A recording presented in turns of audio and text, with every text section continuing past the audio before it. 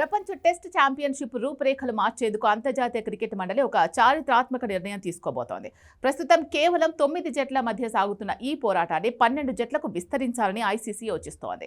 T20 లీగ్ల హవా పెరుగుతున్న తరుణంలో టెస్టు ఫార్మాట్ను బతికించుకోవడానికి చిన్న దేశాలకు అవకాశం కల్పించడానికి ఈ అడుగు వేస్తోంది. ప్రస్తుతం ఉన్న 9 జట్లకు తోడుగా పూర్తి స్థాయి సభ్యత్వం ఉన్నప్పటికీ ఇప్పటివరకు WTCకి దూరంగా ఉన్న ఆఫ్ఘనిస్తాన్, ఐర్లాండ్, జింబాబ్వే జట్లకు ఈ లీగ్లో చోటు దక్కనుంది. న్యూజిలాండ్ మాజీ క్రికెటర్ రోజర్ ట్వస్ నేతృత్వంలోని కమిటీ ఈ మేరకు ప్రతిపాదనలు సిద్ధం చేసింది.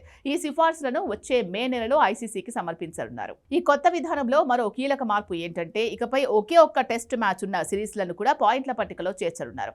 సాధారణంగా కనీసం 2 టెస్టులు ఉంటేనే పాయింట్లు ఇచ్చే నిబంధన ఉండడంతో పెద్ద దేశాలు చిన్న జట్లతో ఆడేందుకు ఆసక్తి చూపడం లేదు. కానీ ఇకపై టీమిండియా లేదా ఆస్ట్రేలియా వంటి అగ్రశ్రేణి జట్లు ఐర్లాండ్ లేదా జింబాబ్వేతో ఒక్క టెస్ట్ ఆడినా ఆ పాయింట్లు ఫైనల్ రేసులో కీలకం కానున్నాయి. ఈ మార్పు వల్ల చిన్న దేశాల ఆటగాళ్లకు నాణ్యమైన క్రికెట్ ఆడే అవకాశం లభిస్తుంది.